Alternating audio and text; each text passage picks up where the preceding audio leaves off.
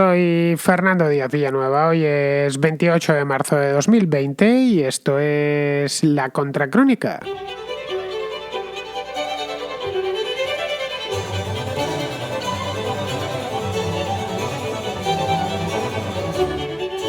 Bienvenidos a La Contraportada, el espacio de libros de literatura en general dentro de La Contracrónica. Tenemos este fin de semana contraportada de confinamiento. Bueno, como tuvimos contraplano de confinamiento el fin de semana pasado y lo tendremos el fin de semana próximo porque esto, como bien sabéis, va para largo. Lo bueno de los confinamientos, y tienen pocas cosas buenas, pero lo bueno es que uno puede leer más porque está más tiempo en casa.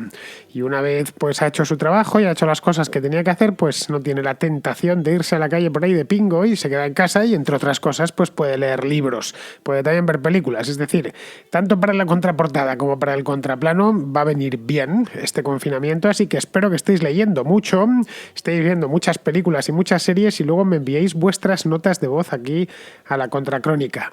Tenéis que hacerlo, ya lo sabéis, a través del siguiente número de WhatsApp que os voy a dar ahora, y tienen que durar estas contracríticas, estas contrarreseñas auditivas, tienen que durar aproximadamente 1, 2, 3 minutos. Bueno, tratándose de críticas literarias os podéis tomar un poquito más de tiempo, no pasa nada si duran 4, pero ya sabéis, la norma de la casa es que tiene que escucharse bien, alto y claro, sin ruidos de fondo que imposibiliten que escuchemos bien lo que decís.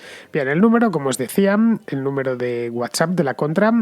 Este número sirve para todos los programas, no solo para La Contraportada. Lo digo porque alguno me ha escrito diciéndome: tengo ya el número de la contrarréplica, ¿me podrías pasar el del contrasello para las preguntas del programa de historia? Pues es el mismo, no voy a tener aquí 6 teléfonos diferentes con 6 números diferentes. Ya, bueno, no viviría para pagar tarjetas de teléfono móvil. El número es el mismo y es el siguiente, apuntadlo bien, es el 690 82 7909. En el caso de que estéis fuera de España tenéis que poner más 34. Ya sabéis, el número internacional de España. Muy bien, pues dicho esto, pasamos ya a la contraportada.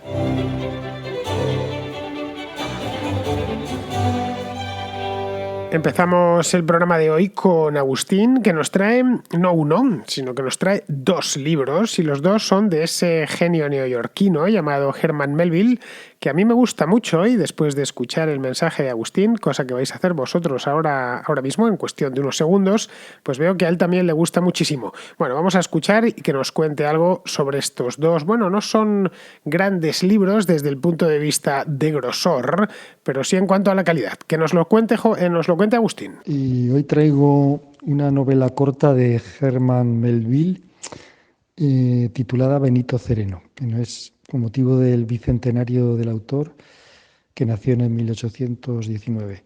Bueno, está basada en un suceso histórico acaecido en el año 1804, cuando un buque español, que es un barco negrero, fue socorrido frente a las costas de Chile por un buque norteamericano comandado por el capitán Delano.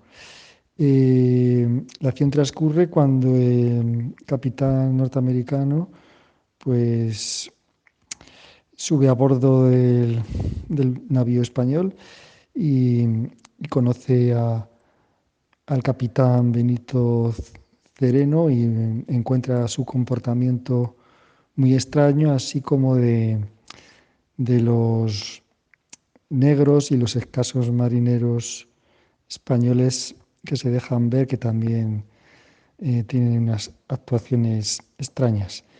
Es una magnífica narración de suspense que ha sido interpretada por la crítica como una recusación del racismo, donde se invierten los papeles de traficantes y esclavos, también como una metáfora sobre la verdad y las apariencias, sobre la libertad y, en definitiva, sobre la condición humana. Y también se puede interpretar como una reflexión sobre el padecimiento tanto del inocente como del culpable. Es una obra breve pero magistral en su manejo del tiempo y la intriga, en la construcción del personaje patético y desgraciado de Benito Cereno y de las conjeturas que se hace el bien intencionado capitán Delano.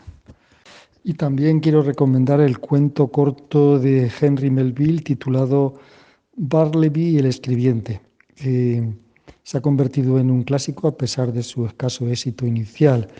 Es la historia de Bartleby, que es contratado por un abogado de Wall Street que pone un anuncio y lo que parece ser un empleado ejemplar, pues al poco tiempo, al pedirle que examine un documento, contesta con la famosa frase, preferiría no hacerlo, y va adoptando un comportamiento cada vez más extraño. Se ha interpretado a Bartleby como el alma enferma de un trabajador alienado o como la tuerca de un engranaje que prefiere no seguir ejerciendo su función, y algunos consideran que puede ser el reflejo de una crisis personal del autor. Esta obra parece que ha tenido mucha influencia como precursora del existencialismo, de la literatura del absurdo y de Kafka. Por cierto, se ha llevado al cine, así como la otra obra que recomendé de Benito Cereno, aunque no conozco estas versiones cinematográficas.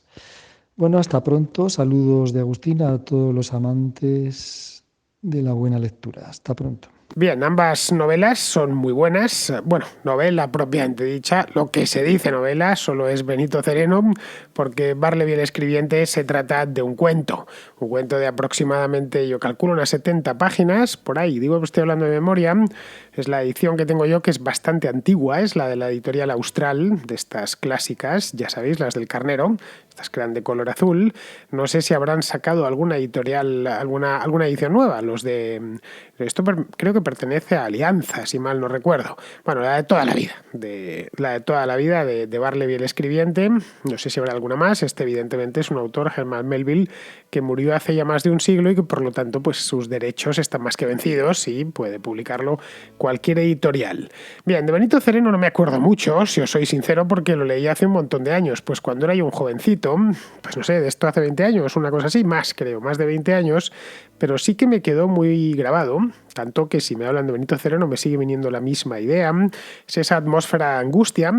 Melville lo hacía muy bien con las atmósferas, las reflejaba perfectamente bien. Tenía una prosa un tanto barroca este hombre, lo cual, para qué negarlo, lo hacía muy atractivo, pero en prácticamente todas sus novelas, por no decir en todas, no he leído todo lo de Melville, pero vamos, sí lo suficiente como para conocer al autor y su estilo, tiene una habilidad para crear atmósferas, sobre todo las marítimas, como el caso de Moby Dick, aunque bueno, en este caso de Benito Cereno también es marítima, que casi lo puedes saborear con la boca, ¿no? Bueno, pues en este caso, en el de Benito Cereno, la atmósfera de angustia que se respira dentro del barco español. No doy más pistas porque no os quiero descubrir el final, y cuando uno habla de Benito Cereno es fácil descubrir el final y es precisamente lo que no os quiero decir. Termina, eso sí, de un modo inesperado. No es una novela larga, es una novela corta, así que la podéis leer pronto, descubriréis el final. El Melville, como os he dicho antes, era un genio, un tipo extraordinariamente dotado Tenía una habilidad tremenda este hombre, era estadounidense, tenía una habilidad tremenda para suspender el tiempo. Y no sé muy bien cómo lo hacía en todas sus novelas. No sé exactamente, no sé bien definirlo. Quizá un crítico literario mejor dotado que yo para estas cosas pueda hacerlo, pero en un estilo propio que si te dan un texto de Melville que no has leído, es muy fácil saber que es de Melville o por lo menos melvilliano. Ese ambiente suyo que casi lo puedes masticar. La novela, de cualquier manera, es, ya digo, corta. Podéis darle una oportunidad sin problemas. Debe de tener Benito Cereno, pues no lo sé, hablo de memoria, 100 y pico páginas por ahí, que se devoran bastante rápido. Pero de cualquier modo, hace muchos años que no lo leo. Es más, tendría que buscarlo, igual lo he perdido en alguna mudanza. No hace mucho que no veo el libro por ahí, así que igual lo he perdido. Luego el otro sí lo tengo leído más recientemente, lo he leído varias veces, por supuesto, me se lee muy rápido, ya os digo que es un cuento, este de Bartleby el escribiente. Este es una obra maestra. Sin más ni más, lo digo así, sin muchos más adornos, porque es que no le hacen falta. Es una obra maestra, famosísima, creo que, pues si no todos, la mayor parte de vosotros habréis oído hablar de él y muchos lo habréis leído.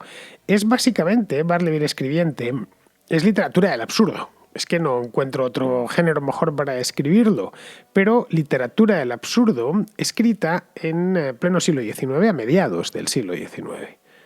Esto estamos hablando de un siglo antes de que otros autores, los autores propios del absurdo, como pueden ser Franz Kafka o Louis Pirandello, bueno, Albert Camus en Francia, aunque ya más en la parte de la filosofía, pues consagrasen el género como tal. Cuando hablamos de literatura del absurdo o de filosofía del absurdo, nos estamos refiriendo pues al siglo XX, básicamente, que está emparentada con el existencialismo. Bien, Melville no es del siglo XX y esta novela, además, este cuento es de mediados del XIX.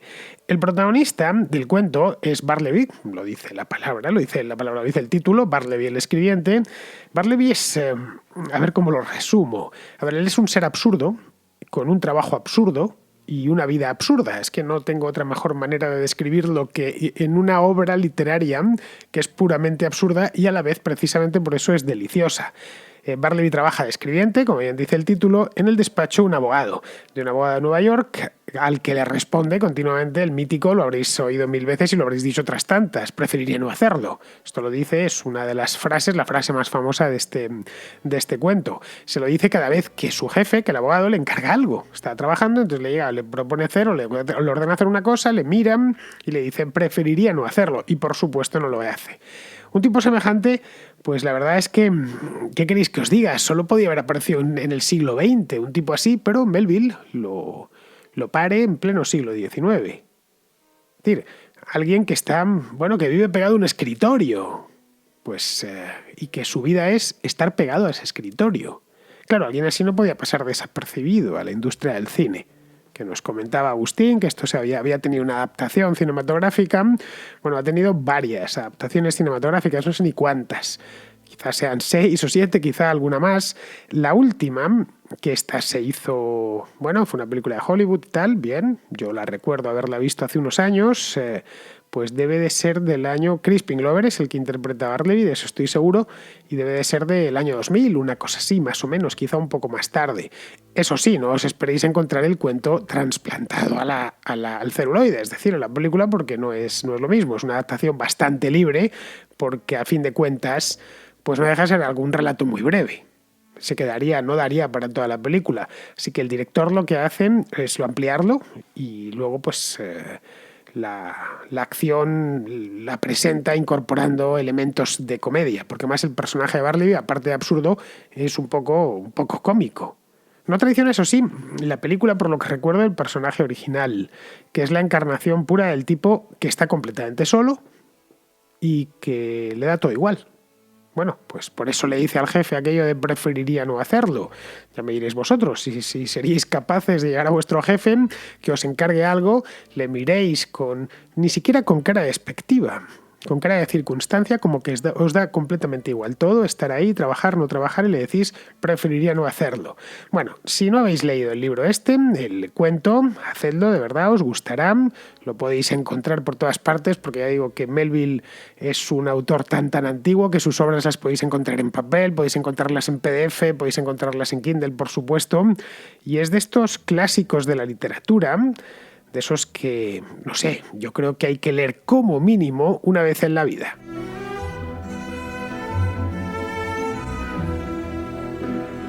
Seguimos con David, un contraescucha de Zaragoza, que nos trae un libro de Dalmacio Negro, el famoso pensador de ciencia política español. Hola Fernando, lo primero felicitarte por tus programas, que la verdad es que me encantan. Y bueno, yo quería recomendar un libro que se llama Lo que Europa debe al cristianismo, de Dalmacio Negro Pavón. Me he acordado de este libro, que lo leí ya hace unos meses, pues esta mañana, escuchando el programa en el que habéis hablado de la decadencia de Occidente, de Spengler. Porque ambos escritores, ambos pensadores y ambos libros, de alguna forma, tienen bastante en común. Dalmacio comienza su libro cuestionando el por qué en la Constitución Europea no se hace mención a los orígenes cristianos de lo que es Europa.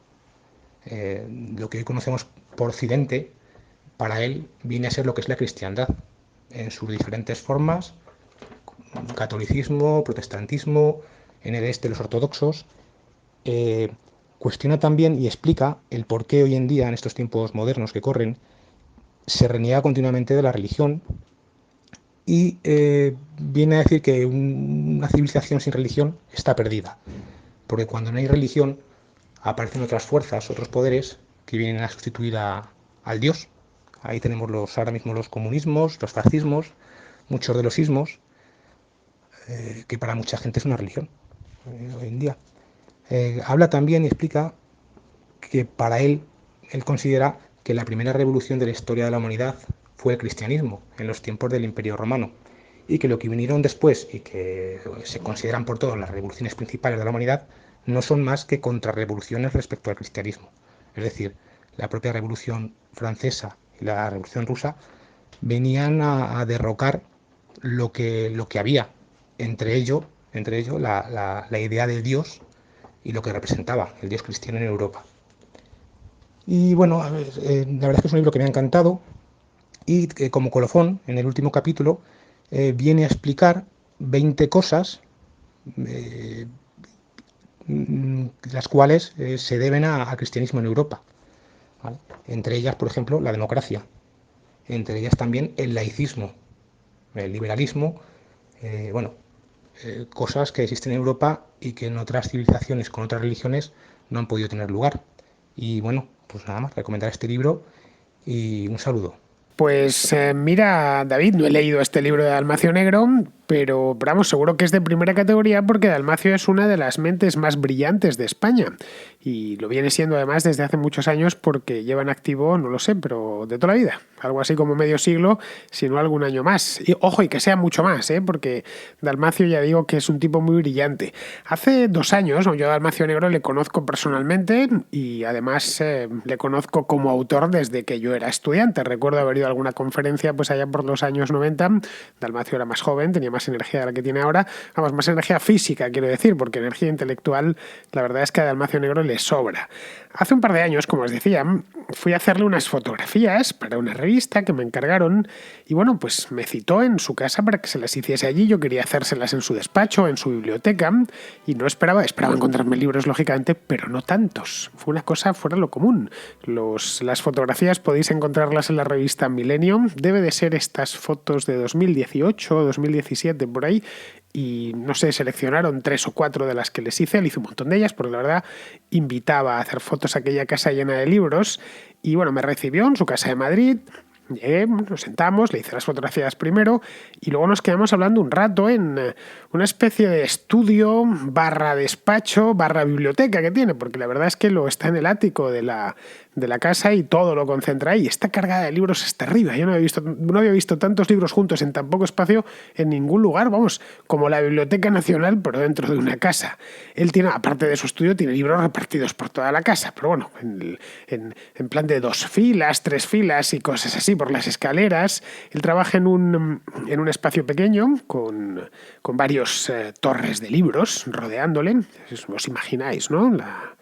Un tipo que tiene pues el ordenador, tal, pues unos folios y alrededor unas torres que no le permiten ver, vamos, que tienes que levantar la cabeza para poderle ver la cara. A la vuelta luego, cuando terminé el reportaje, iba en moto pensando que eso era lo más cerca de un sabio a la antigua, que yo iba a estar en mi vida. Con Escotado tuve una sensación parecida.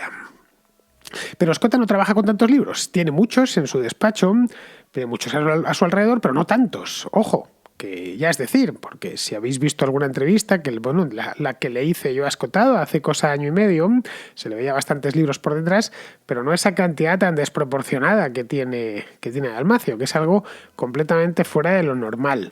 Vamos, que necesitarías, y eso también lo pensé estando ahí, necesitarías años para ordenarlos y clasificarlos todos. Es el desafío, la casa de Dalmacio Negro es el desafío de una vida para un bibliotecario. Esto evidentemente, como os podéis imaginar, él está rodeado de tantos libros que además se veían leídos y se veían trabajados. Veías, a poco que te fijases y observases, podías ver un montón de ellos con guías interiores, que se notaba que el lomo estaba cascado, vamos, de mucho uso y de haber estado abriéndose y cerrándose continuamente durante mucho tiempo. Pero vamos, esto, tenerlo, pues y haberlo leído, le ha dado a este hombre un saber enciclopédico, un tipo que ha leído todo lo que uno se puede imaginar, que ha pensado sobre las cosas más inverosímiles y sabe, por supuesto, de ellas también. Vamos, que fue un placer hablar con él, os lo aseguro. Así que, sin haber leído este libro que nos recomiendan, pues Yo la verdad os lo recomiendo también, porque como ensayista político, Dalmacio Negro es de lo mejor que hay. Y como os decía antes, que nos dure muchos años. Bien, vamos ahora con Eric, que nos trae un libro sobre la tragedia de los Andes. Para los que no lo sepáis, os introduzco un poco. Esto fue una tragedia aérea, un accidente aéreo, mejor dicho, que luego desencadenó una tragedia humana que sucedió en los años 70, en los años 70, en los Andes. Hola Fernando, te tengo un libro para la contraportada. Se titula La Sociedad de la Nieve y es del autor Pablo Bierzi. Este trata sobre el milagro de los Andes, ese accidente de avión sucedido en Uruguay en la década de los 70. Pero este no es un libro recopilatorio de forma cronológica que cuenta la historia de cómo llegaron desde el accidente hasta que llegaron los equipos de rescate, sino más bien cuenta el drama humano, lo que sintieron cada uno de los supervivientes. Y bueno, para mí es una lectura muy buena. Incluso puedo decir que es el único libro que he leído en mi vida que me ha provocado lágrimas.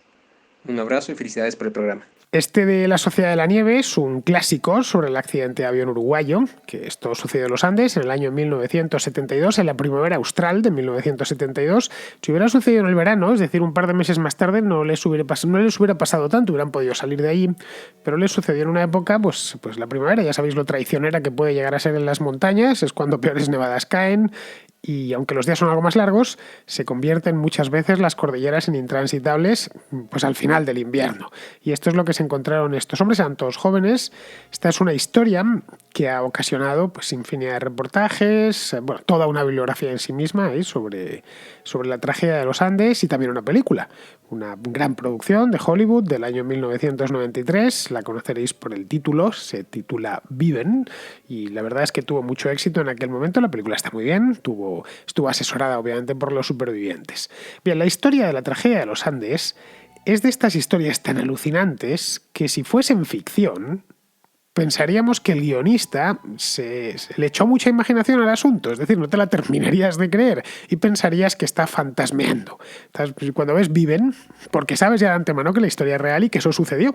Cuando la película se estrenó habían pasado solo 20 años, pues han pasado casi 40. Entonces, bueno, esto está bien como película de ficción, pero no puede ser real. Bueno, pues sí es real y de hecho creo que la película hasta se queda corta porque condensar los 2 meses y medio que estuvo esta gente allá arriba en los Andes, condensarla en hora y media, 2 horas, pues la verdad es que tuvieron que el guionista y el director tuvo que ahorrarse muchísimas escenas. Pero vamos, que no es ficción, que eso sucedió de verdad, costó la vida a 29 personas, dejó 16 supervivientes, los 16 de los Andes. A uno de ellos le entrevisté el año pasado. Hace no mucho, creo que fue en el mes de octubre o noviembre, a Eduardo Strauch, que estaba de paso por Madrid. Strauch, evidentemente, en aquel entonces era un veinteañero. Era un veinteañero porque prácticamente todos los pasajeros y los tripulantes que iban, sobre todo los pasajeros, eran un equipo de rugby uruguayo que volaba de Montevideo a Santiago de Chile, que iba a enfrentarse a otro equipo de rugby de estudiantes en Chile, y se estrellaron pues en mitad de camino en los Andes porque justo en ese momento pues había una tormenta. Habían parado, creo que en Mendoza, en Argentina, la noche anterior, y el piloto decidió continuar viaje porque los chicos tenían que jugar el partido. Total, que fue el último viaje para el piloto porque el piloto murió en el acto, en el mismo accidente, se estrelló contra un pico. Bueno, pues este hombre Strauch escribió unas memorias, a raíz de las cuales pues le entrevistamos Gonzalo Altozano y yo, en las que cuenta su experiencia en los Andes. Cuenta toda su vida, lógicamente. El Strauch, aparte de haber tenido que pasar por un trago tan amargo como el de los Andes, luego ha hecho carrera como arquitecto. Bien, él debió vivir esto con 20 y pocos años y ahora debe de rondar, pues calculo que los 70, una cosa así. Bien, esta de La Sociedad de la Nieve no es de un superviviente, sino de un periodista uruguayo, que se llama Pablo Bierzi. Es un tipo de la misma edad que los supervivientes.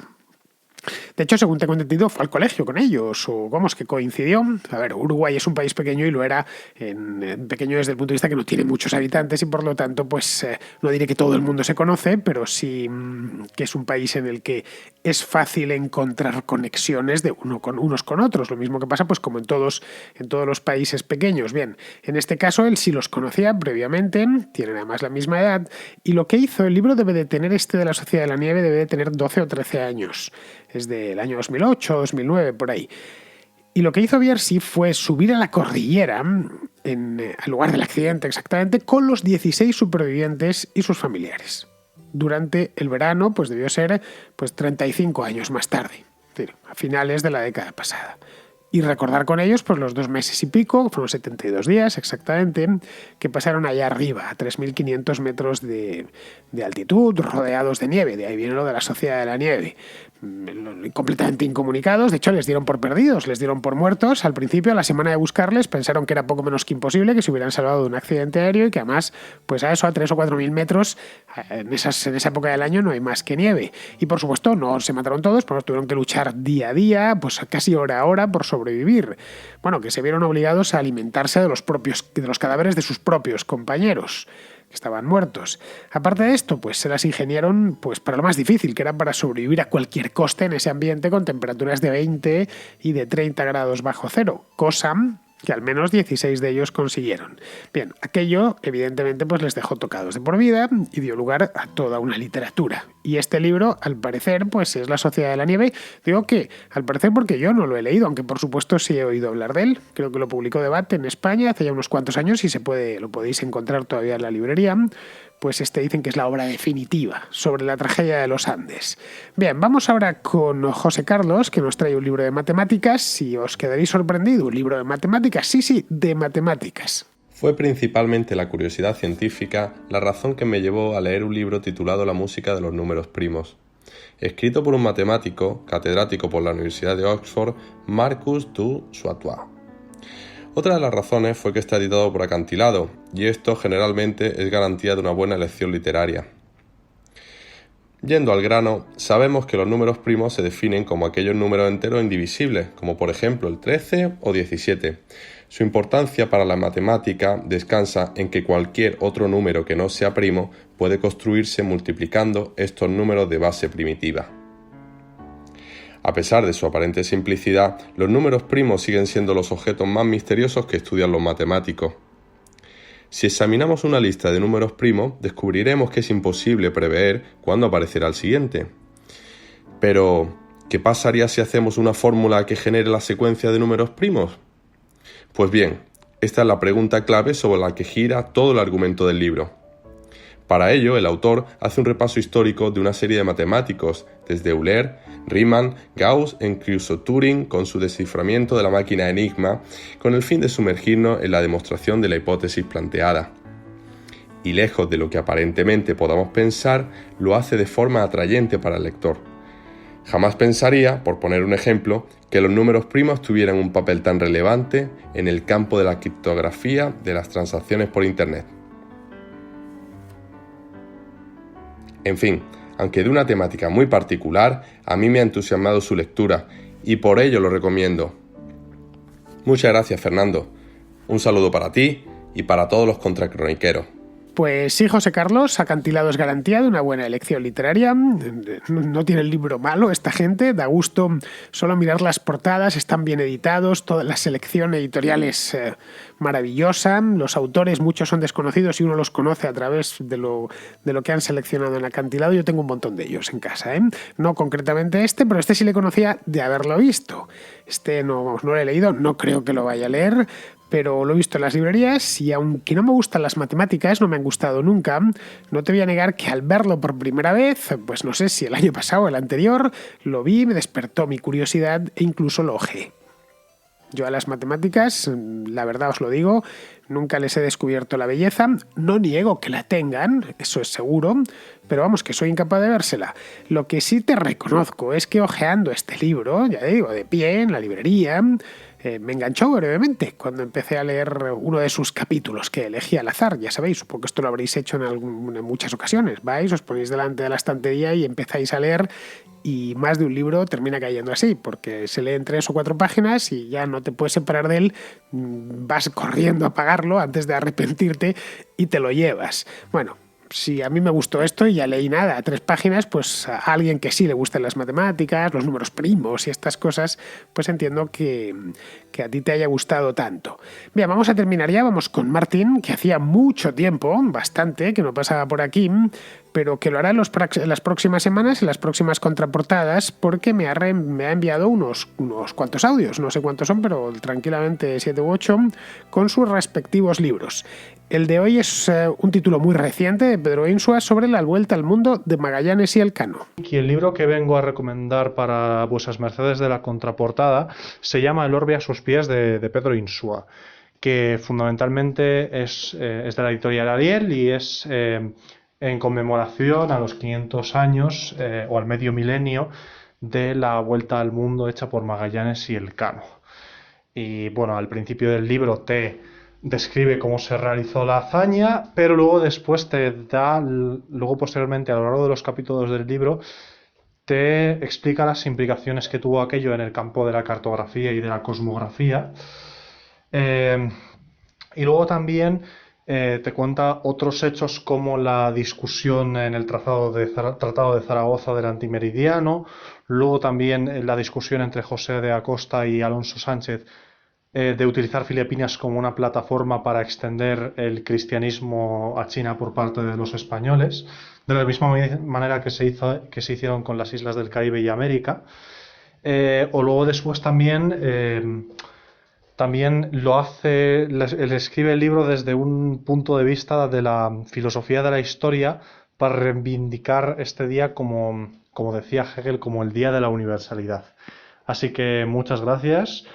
Un saludo. Luego también habría que decir que está muy bien escrito, es muy riguroso, como obviamente de Pedro Insua, y creo que es bastante más fácil de leer de lo que fue 1492. Así que muchas gracias. Pues bienvenido de nuevo, Martín. Ya sabía yo que te gustaba mucho Insua y más concretamente este libro porque me lo habías comentado en persona hace no mucho tiempo, la última vez que nos vimos o la anterior, que quedamos a comer y me lo comentaste, te dije que no lo había leído. Pues bien, Martín, sigo sin leerlo, pero bueno, si es de Insua seguro que es bueno.